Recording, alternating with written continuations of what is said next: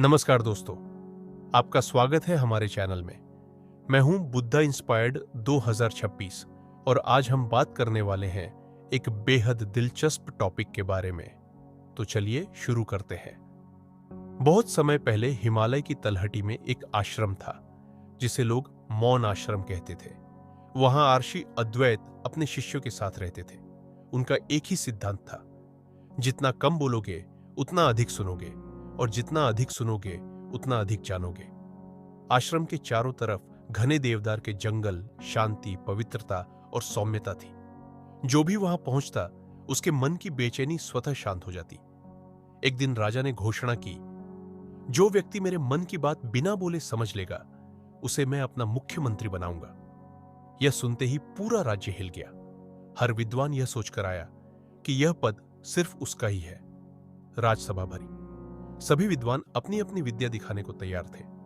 किसी ने कहा, हे राजन, आपके मन में राज्य विस्तार की इच्छा है। किसी ने कहा, आप धार्मिक यात्रा करना चाहते हैं। किसी ने कहा, आपको पुत्र की कामना है। लेकिन राजा हर किसी को एक ही उत्तर देते, यह बात मेरे मन में नहीं है। इसी बीच देवकी नंदन भी सभा में आया। कम बोलने वाला यह साधारण सेवक कोने में खड़ा था। जैसे ही राजा की नजर उस पर पड़ी, देवकी नंदन ने अपनी एक उंगली आसमान की ओर उठा दी। यह देख राजा मुस्कुरा उठा। राजा ने कहा, यह मेरी मन की बात है, और उसे 100 स्वर्ण मुद्राएं उपहार में दी। पूरी सभा स्तब्ध। यह नौकर आखिर क्या जानता है? हर कोई यही सोच रहा था, इस इशारे का अर्थ क्या था। यह बाद में मालूम हुआ कि राजा के मन में यह विचार था, मेरे ऊपर केवल ईश्वर है और उसके नीचे सब समान है। और देवकी नंदन की उठाई एक उंगली ने वही दर्शाया था। अगले दिन फिर सभा हुई। इस बार भी राजा ने पूछा, आज मेरे मन में क्या बात है? विद्वानों ने फिर लंबी लंबी बातें की, लेकिन राजा ने हर बात को नकार दिया। देवकी नंदन आगे आया और इस बार दक्षिण दिशा की ओर इशारा किया। राजा बहुत प्रसन्न हुआ। फिर उसे 100 स्वर्ण मुद्राएं दी। सभा और भी हैरान। इसका अर्थ क्या था? राजा दक्षिण दिशा में एक बड़ा अन्न भंडार बनवाना चाहता था, ताकि अकाल के समय प्रजा भूखी न मरे। देवकी नंदन राज्य के कामकाज को चुपचाप देखता था, इसलिए उसने यह बात समझ ली थी। तीसरे दिन राजा का मन अस्त व्यस्त था। वह किसी निजी समस्या से दुखी था। सभा में सभी विद्वान अपने भाषण दे रहे थे, पर कोई राजा के मन को समझ नहीं पाया। देवकी नंदन आया और इस बार दोनों हाथों को हृदय पर रखकर सिर झुका लिया। राजा की आंखें भर आईं। उन्होंने कहा, आज किसी ने मेरे मन का दर्द समझा है। देवकी नंदन को फिर 100 स्वर्ण मुद्राएं मिली। एक दिन आर्षि अद्वैत अपने शिष्यों को ज्ञान दे रहे थे। उन्होंने कहा, बेटा, मनुष्य कई बार अपनी जीभ को नियंत्रित नहीं कर पाता और अपने ही शब्दों का बंदी बन जाता है। इसीलिए मौन बहुत बड़ा वरदान है। तभी उनका एक जिज्ञासु शिष्य आरव खड़ा हुआ और बोला, गुरुदेव, आपकी बातें तो सत्य हैं, पर एक प्रश्न है। अगर हम कम बोलेंगे तो लोग हमारी बात कैसे समझेंगे? और कई बार यदि हम शांत रहें तो लोग हमें डरपोक समझते हैं, हमारे मौन का गलत अर्थ निकालते हैं। कभी कभी हमारी चुप्पी हमारे ही खिलाफ हो जाती है। तो ऐसे में क्या मौन रखना उचित है? ऋषि अद्वैत मुस्कुराए। उन्होंने कहा, तुम्हारा प्रश्न बहुत गंभीर है। इसका उत्तर शब्दों में नहीं, एक कहानी में मिलेगा। ध्यान से सुनना। बहुत वर्षों पहले एक विशाल राज्य था, सुदर्शनपुर। उस राज्य के राजा महेंद्रवीर न्यायप्रिय और बुद्धिमान थे। उनका एक अद्भुत स्वभाव था। राजा इशारों में बातें समझ लेते थे और इशारों में ही निर्णय लेते थे। उनकी सभा में बड़े बड़े विद्वान, राजकवि, तांत्रिक, ज्योतिषी और पंडित उपस्थित रहते थे। परंतु एक व्यक्ति था जो चुपचाप रहता था, राजा का एक साधारण मुख्य सेवक, देवकी नंदन। वह कम बोलने, शांत रहने और हर बात को ध्यान से देखने वाला व्यक्ति था। संकेत का अर्थ राजा के मन में था, मुझे अपने पिता की याद आ रही है। हृदय पर हाथ रखना और सिर झुकाना पिता को प्रणाम करने का संकेत था। अब विद्वान जल चुके थे। उन्होंने सोचा, यह आदमी जो भी इशारा करता है वही सही कहलाता है। क्यों ना हम सब मिलकर एक जैसा इशारा करें? अगले दिन जैसे ही राजा नजर डालता है, सभी विद्वान पश्चिम की ओर उंगली दिखा देते हैं। राजा का चेहरा लाल हो गया। उन्होंने आदेश दिया, इन सभी को कारावास में डाल दो। सभा सन्न हो गई। विद्वान चिल्लाते रहे, हमने क्या गलती की? राजा क्यों नाराज हुए? क्योंकि पश्चिम दिशा राज्य की प्रेती भूमि, शहीदों की भूमि थी। विद्वानों का ऐसा इशारा मतलब राज्य अब ढलान पर है, वीरता घट रही है। राजा को लगा कि ये लोग राज्य का अपमान कर रहे हैं। विद्वानों की पत्नियां बहुत दुखी थीं। वे देवकी नंदन के घर पहुंची और मदद मांगी। देवकी नंदन ने कहा, इस बार मेरी पत्नी ही समाधान करेगी, क्योंकि वह ही मेरे मौन के संकेत समझती है। अगले दिन उसकी पत्नी सरस्वती राजसभा पहुंची। राजा ने उसे देखकर 3 उंगलियां उठाई। सरस्वती ने तुरंत अपने माथे पर थपकी दे दी। राजा बोला, इन्हें तुरंत छोड़ दो। सभा चकित, विद्वान मुक्त, सब सोचने लगे, ये कौन सा ज्ञान है? जब कोई आपकी भावनाएं ना समझे, चुप रहो, क्योंकि वह सुनने के योग्य नहीं। 2. जब आपका ज्ञान अधूरा हो, चुप रहो, अधूरा ज्ञान उपहास का कारण बनता है। 3. जब कोई दूसरों की बुराई कर रहा हो, चुप रहो, नकारात्मकता धीरे धीरे मन में घर कर लेती है। 4. जब कोई गुस्से में हो, चुप रहो, मौन सबसे बड़ी ढाल है। 5. जब कोई अपना दुख तुमसे साझा कर रहा हो, चुप रहकर सुनो, सुनने वाला मन सबसे बड़ा उपकार करता है। मौन कमजोरी नहीं, एक शक्ति है। कम बोलना मतलब कमजोर होना नहीं, बल्कि सही समय पर सही बात कहना है। ज्ञानी कम शब्दों में भी बहुत बड़ा संदेश दे देता है, और अज्ञानी 1000 शब्दों के बाद भी नहीं समझ पाता। बहुत समय पहले की बात है। एक घने जंगल के बीचों बीच एक बहुत बड़ा राज्य था, जिसका नाम था मौनपुर। इस राज्य का राजा बड़ा विचित्र था। वह कभी हंसता नहीं था, कभी गुस्सा नहीं करता था, और दिन में मुश्किल से 10-15 शब्द ही बोलता था। प्रजा उसे चुप का राजा कहती थी। लोग डरते भी थे और प्यार भी करते थे, क्योंकि जितना कम वह बोलता था, उतना ही सटीक और गहरा न्याय करता था। एक बार पड़ोस के राज्य का बहुत घमंडी राजकुमार मौनपुर आया। उसने सुना था कि यहां का राजा बहुत कम बोलता है, तो उसने ठान लिया कि मैं इसे बोलने पर मजबूर कर दूंगा और सारे हिंदुस्तान में यह बात फैला दूंगा कि मैंने चुप के राजा की चुप्पी तोड़ दी। राजकुमार दरबार में पहुंचा और जोर जोर से बोला, महाराज, मैं आपके सामने 3 सवाल पूछूंगा। अगर आपने एक भी शब्द बोला तो हार मान लूंगा और अपना आधा राज्य आपको दे दूंगा। लेकिन अगर आप चुप रहे और मैं समझ गया कि आप क्या कहना चाहते हैं, तो भी मैं हारा मानूंगा। पर यदि आप चुप रहे और मुझे कुछ समझ नहीं आया, तो आप हारेंगे और मुझे अपना मुकुट दे देंगे। राजा ने सिर्फ आंखों से हामी भरी। बोलना तो दूर, होठ तक नहीं हिले। राजकुमार ने पहला सवाल किया, महाराज, बताइए ना, दुनिया में सबसे कीमती चीज क्या है?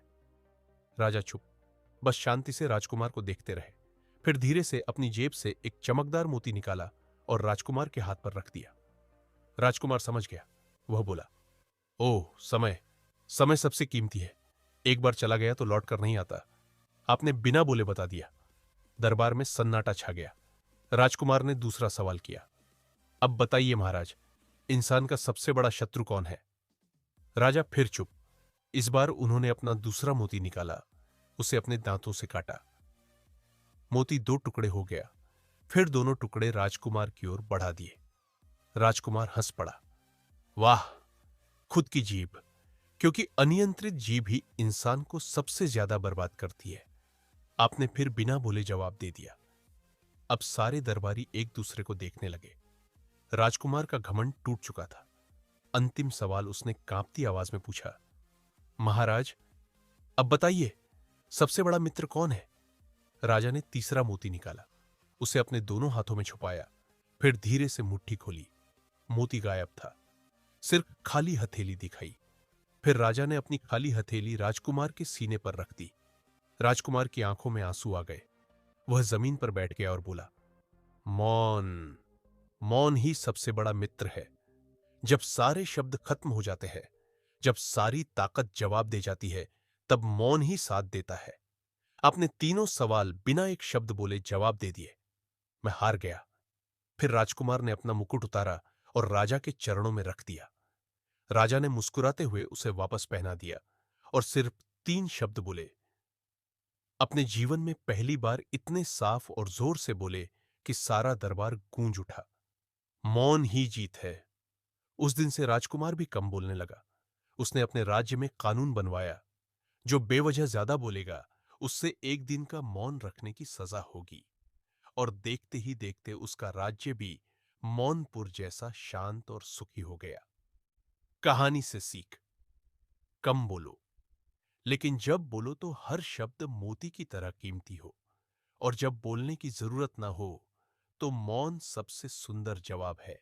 प्राचीन मगध साम्राज्य में गंगा के किनारे बसे एक छोटे से गांव में एक युवा लड़का रहता था, आनंद कीर्त। स्वभाव से तेज, बुद्धिमान, पर बहुत जल्द गुस्सा हो जाने वाला। छोटी सी बात पर वह भड़क उठता, बहस करता, आवाज ऊंची कर देता। गांव वाले कहते, इसके अंदर आग है, पर यह आग इसकी राह जला देगी। एक दिन उसकी इसी समस्या ने उसे जीवन की एक सबसे बड़े सत्य की ओर धकेल दिया, मौन और शांति की शक्ति। आनंद कीर्त खेत में अपने पिता के साथ काम करता था। मेहनती था, पर उसके मन में हमेशा उथल पुथल रहती। अगर कोई उसके काम की आलोचना कर दे, वह तुरंत उलझ जाता।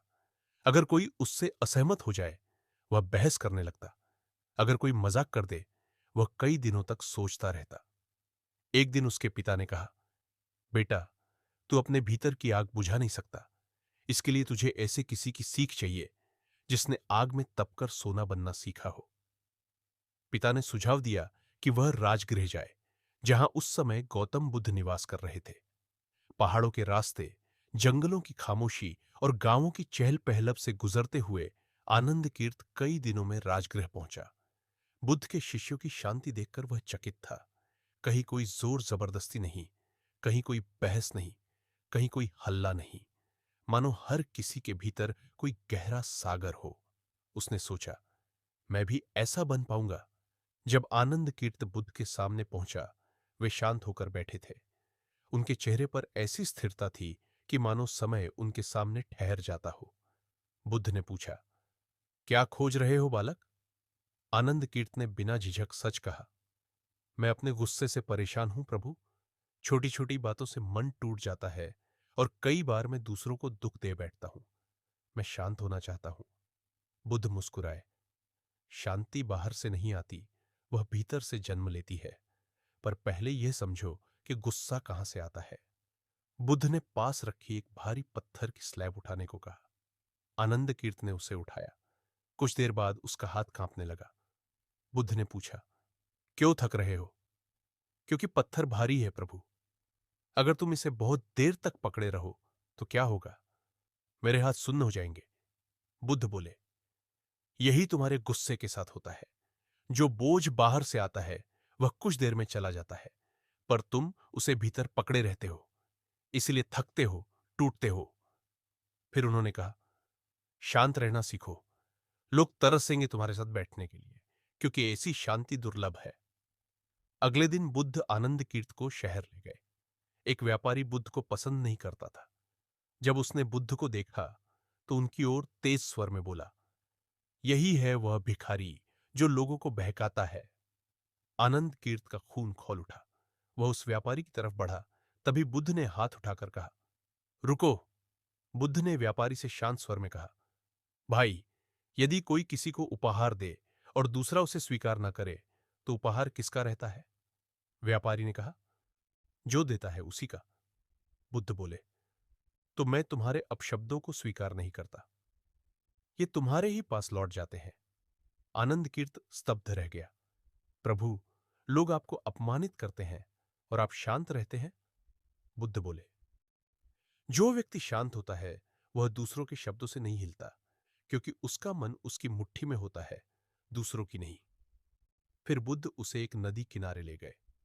नदी का पानी साफ नहीं था, उसमें मिट्टी घुली हुई थी।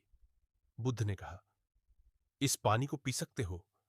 नहीं, बिल्कुल नहीं, आनंद कीर्त बोला। कुछ देर बाद वही पानी बैठ गया और साफ हो गया।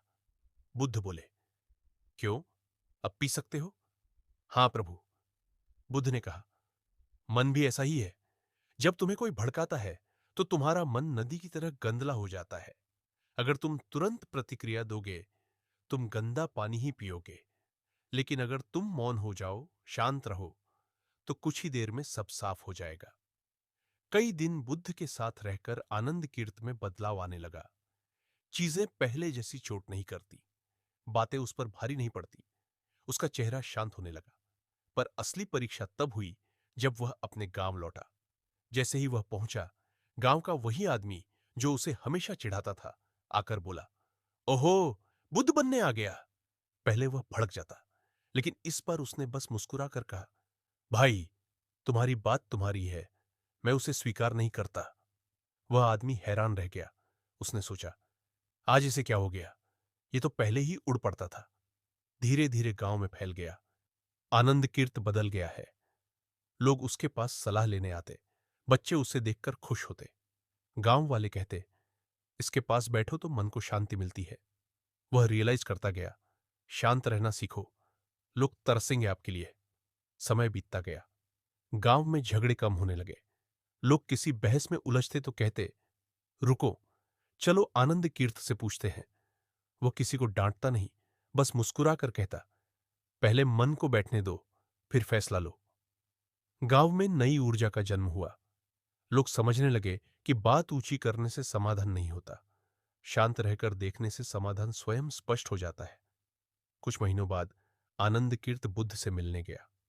उसने प्रणाम किया और बोला, प्रभु, आपने मेरे जीवन को बदल दिया। बुद्ध ने कहा, नहीं, तुमने स्वयं को बदलने का निर्णय लिया। मैंने तुम्हें मार्ग दिखाया, चलना तुमने था। आनंद कीर्त ने पूछा, क्या मैं अब पूरी तरह शांत हो गया हूं प्रभु? बुद्ध मुस्कुराए, शांति मंजिल नहीं है, मार्ग है। हर दिन, हर क्षण इसे चुनना पड़ता है। जब तुम दूसरों के शब्दों को अपने भीतर जगह देना छोड़ देते हो, तभी तुम्हारी असली शक्ति प्रकट होती है। बुद्ध ने उसे जाते जाते एक अंतिम मंत्र दिया, जब तुम्हारा मन शांत होता है, तभी दुनिया तुम्हारी ओर खींचने लगती है। जो स्वयं को जीत लेता है, उसे कोई नहीं हरा सकता। शांत रहना सीखो। लोग तरसेंगे तुमसे बात करने को, तुम्हारे साथ समय बिताने को, क्योंकि शांति एक दुर्लभ खजाना है। एक, तेज आवाज लोगों को प्रभावित नहीं करती, शांत मन करता है। दो, प्रतिक्रिया देना सहज है, प्रतिक्रिया रोकना शक्ति है। तीन, मौन कमजोरी नहीं है, यह समझदारी की सर्वोच्च अवस्था है। चार, शांति आपकी पहचान बन जाए तो दुनिया आपको खोजेगी।